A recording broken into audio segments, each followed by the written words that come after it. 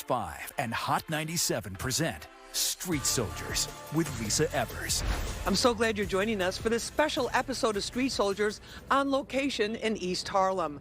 I'm your host, Lisa Evers. I've always loved East Harlem because of its vibrant energy, its diversity, and its important place in the city's Latino culture, and of course, the people. But today, residents, local leaders, and business owners are facing challenges beyond their control. Despite that, they're coming together and trying their best to make this place a better one for everyone.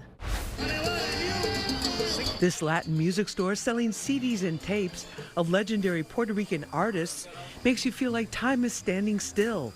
But go up Lexington Avenue just past 116th Street and you're in another world. Store owners and residents try to survive amid the unmistakable signs of the opioid addiction crisis that law enforcement says is claiming the life of one New Yorker every 3 hours. People under the influence are passed out, others injecting drugs and needles on the streets. It's the #1 complaint from the neighborhood, says community leader Keoka Jackson. This is where everyone comes to for some reason. It's usually a big crowd of people out here, and you can definitely see the impact of how it's impacting the community. City Council Deputy Speaker Diana Ayala says positive news about East Harlem, like the cultural events and new opportunities, often gets overlooked. She doesn't deny the current crisis and even keeps a small biohazard container with her for the discarded needles she finds walking to work. It easily fills and is picked up weekly. She is resolute and expecting a better future soon. And you introduce fentanyl and then COVID, and then so many different things happen that just made the situation worse. I feel like we're at a point now where we're kind of stabilizing and we're seeing that we're on the downtrend. NYPD crime statistics show that as of October 22nd, overall crime was down 11% in the 25th precinct, but it's still a daily concern for many here. Some people, they take your bike, they have a knife, so give it. That's it. To be honest, I feel like it's getting worse.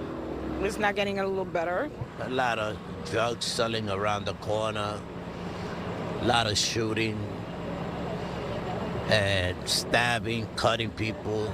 A lot of bad things happening. Dan Cohen owns a super nice coffee shop on East 117th Street and says his family has been in East Harlem for nearly 100 years.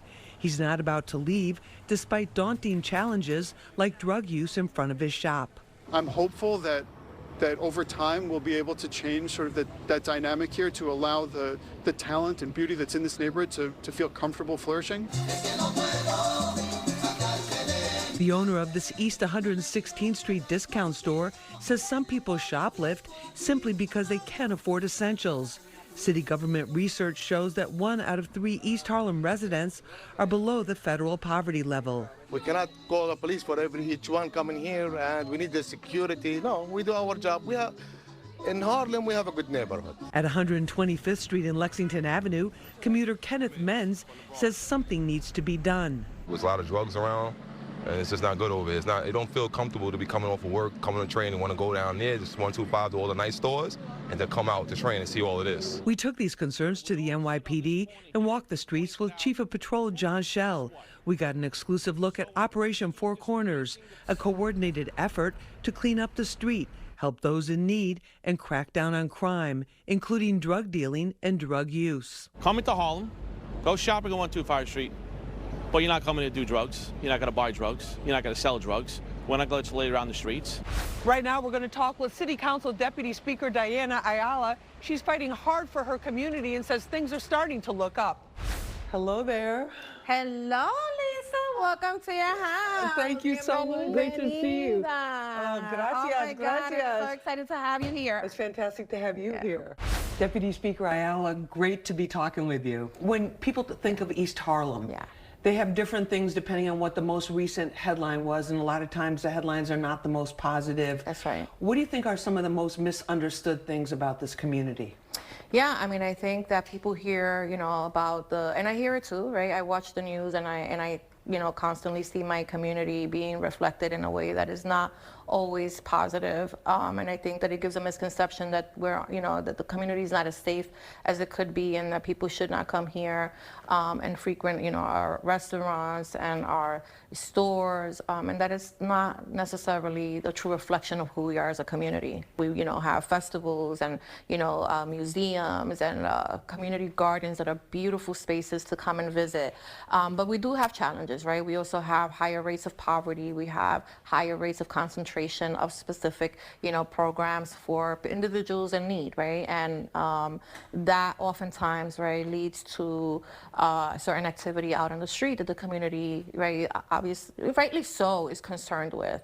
But I don't think that it's, I think that COVID kind of exacerbated that, right? We saw that there was an increase in the usage of heroin in the last, 5-6 years. We've been on an incline. For a lot of reasons, right? Medication, overprescribing opioid medication, and then you introduce fentanyl, and then COVID, and then so many different things happen that just made the situation worse. I feel like we're at a point now where we're kind of stabilizing, and we're seeing that we're on the downtrend. You've told me in the past, about a year or so ago, that you felt the community was being given too many treatment centers for people with substance abuse disorders, specifically drug users, and that a lot of them that were using these facilities were not even from the community. What's the situation with that? We have historically had the highest concentration of, harm reduction treatment facilities, and I want to be very clear that I do support harm reduction and I support these services. I think that they're life-saving. I don't think that as a community it serves us well to have so many and to have them concentrated in a specific corridor or block radius. And so I think as government we need to be a little bit more responsible in doing our due diligence and going out into the community and really doing a sort of like a community-based environmental impact study and saying, okay, we have this here, we have that there. If we add to that, is that a good thing? Is it a bad thing? And then make decisions based off of those assessments. That doesn't happen, right? Because we're so desperate for real estate and locations that we just accept whatever is available, and that has been, to the community's detriment, specifically on 125th Street, where you see a lot of that. Was some of the crime due to drug users trying to get things to sell to buy more drugs? Yeah. So what we did see after the pandemic was that, again, drug use in the community did spike. There was a large number of fentanyl that was coming into our community and very little effort to really combat that. I think the NYPD did a fantastic job of really pivoting and addressing the gun violence that was happening, because that also spiked throughout the entire city, not just specific to East Harlem, and nationally. But we neglected the drugs that were coming into our community, right? And so that spiked. At the same time, you introduced fentanyl. People that were already suffering from addiction issues got progressively worse and more desperate. And so they started breaking into Rite Aids and Dwayne Reed's and Target to buy, take the goods that they would then sell and use, unfortunately, to buy drugs. In terms of your to-do list right now, your top things for your district here, and especially the East Harlem part of it, what's on your to-do list?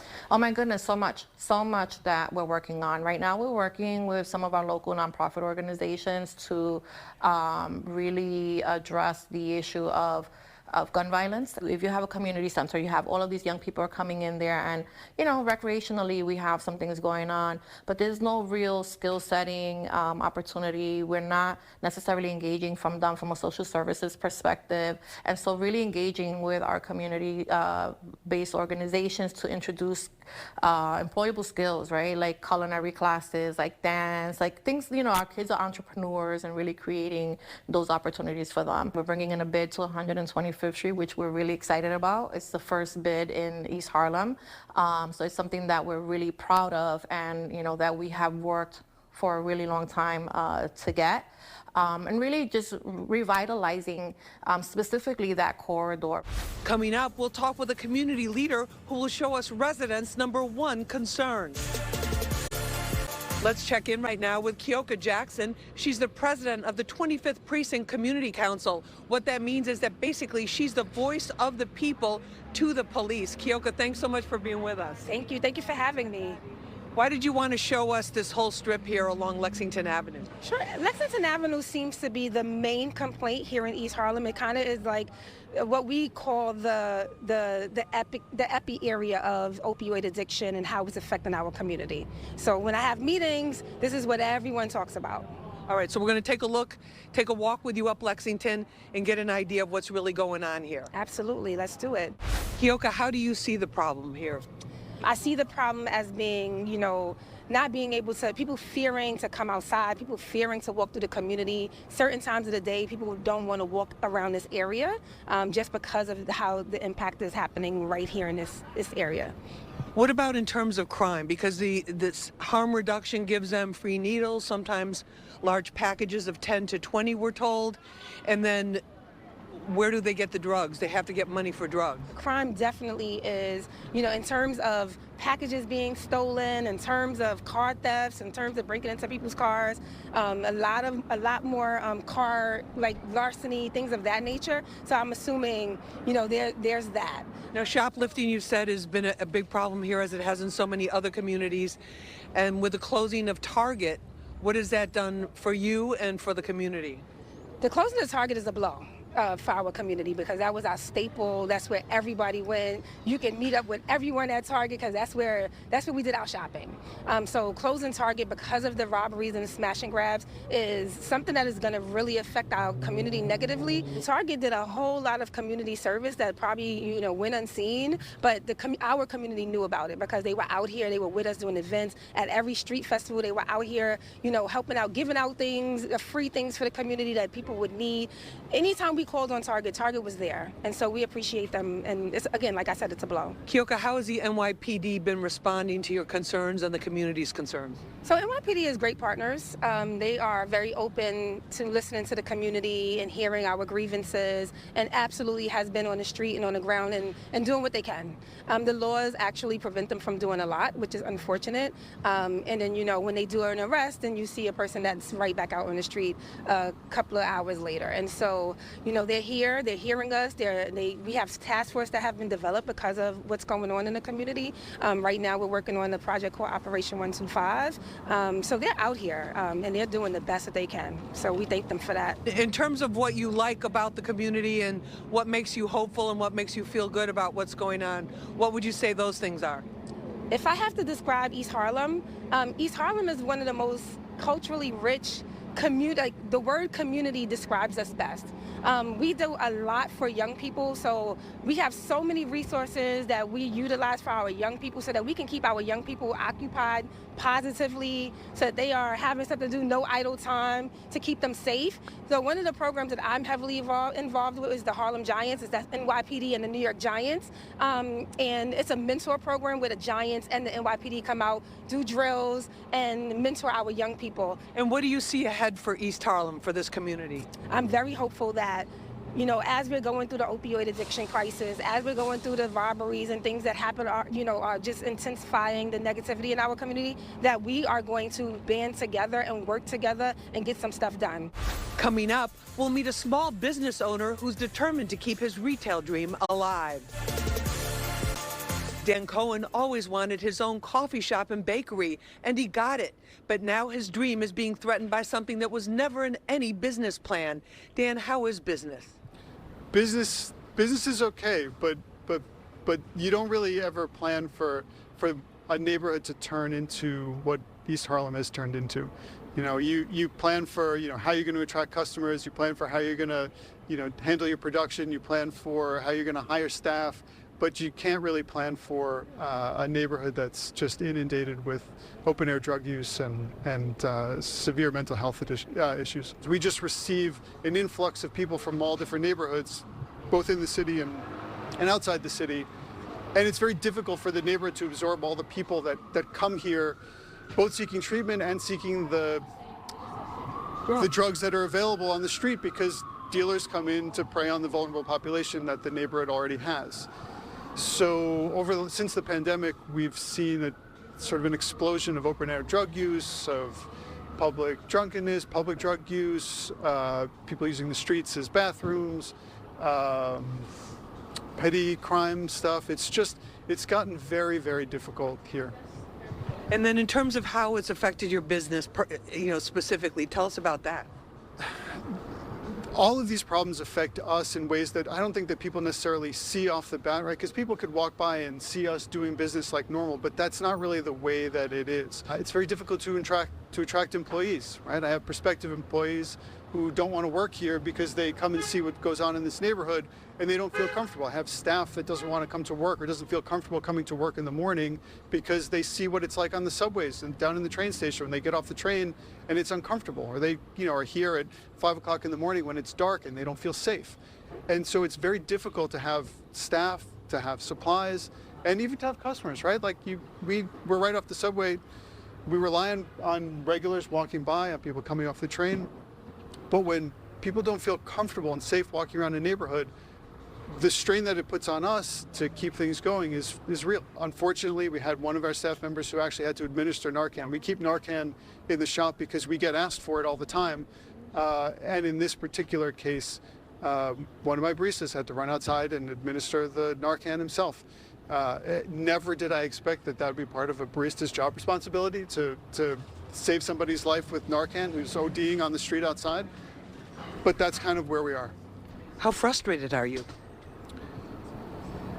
I'm frustrated, but I'm sad also. It's a very sad situation, and there are solutions out there, and then it's not just this neighborhood's responsibility to solve the problem. This neighborhood bears a disproportionate burden of the city's problems with respect to drug addiction and mental health. And at some point, the rest of the city has to step in and say, we will accept our fair share of responsibility for handling these issues. In terms of your commitment to the neighborhood, you're committed, but what do you see ahead? I've lived in this neighborhood for a long time. I don't plan to go anywhere. I love this neighborhood. I think that we, as a neighborhood, are just starting to come together, figuring out how to say to the people responsible for okaying these types of supportive services, the addition of these supportive services to the neighborhood, we're just starting, I think, to understand how to have a voice and say, no, we don't want any more of these. I'm hopeful that over time we'll be able to change sort of that dynamic here to allow the talent and beauty that's in this neighborhood to feel comfortable flourishing. But at the moment, it's really frustrating. I understand the reasons why we want to decriminalize open-air drug use. I understand. Right? The prison systems are terrible, do terrible things to our neighborhoods. So I understand. But the on-the-ground impact of decriminalizing open-air drug use here in this neighborhood has been dramatically negative. And so, I don't know that the consequences of those types of legislations were really understood. But if anybody wants to come walk around East Harlem, they'll see for themselves what happens when you make those kinds of decisions. This Mexican grocery store owner says he's not sure how much longer he can hold on. What are you experiencing here on the streets? ¿Qué experiencias aquí en las calles? Una experiencia muy mala. Muy mala. La gente afuera se mete droga, se hacen del baño. Asaltan. Tenemos una inseguridad muy mala. It's been getting really bad recently. It's been getting a situation with a lot of drugs, a lot of individuals using the bathroom all over the streets, in front of stores, people overdosing and things like that in the area. And it's been getting worse and worse recently. How has that affected your business? ¿Cómo te ha afectado el negocio? Mucho. Ha bajado mucho las ventas, como un 50-40% ha bajado. The business has been dropping steadily, 50 to 40% regularly, and it's been getting worse as the area has been getting worse as well. What does he think needs to be done? ¿Qué crees que se tiene que hacer? No sé, me imagino que el gobierno tiene que hacer algo. No sé a quién le pertenece hacer algo para limpiar todo esto. He said that it would be great to have more help from the government or the city itself to help clean up the streets or do something, because it is getting very difficult for us to stay open. After talking with so many people in East Harlem, we wanted to see how the NYPD is responding. We met up with NYPD Chief of Patrol John Schell at 125th Street and Lexington Avenue for an exclusive first look into their new multi-tiered initiative called Operation Four Corners. Chief Schell says they're laser focused on one goal. We shouldn't have to walk your kid to school or home from school or to the store and navigate people high on drugs and shoot needles. That's unacceptable. Thanks for joining us for this special episode of Street Soldiers on location in East Harlem. Thank you to our guests and to the people in this community who shared their stories with us. You can watch it again and share it on our Fox 5 NY YouTube page. Remember, use your mind, it's your best weapon. I'm Lisa Evers. Let's push for peace, love, and justice for all.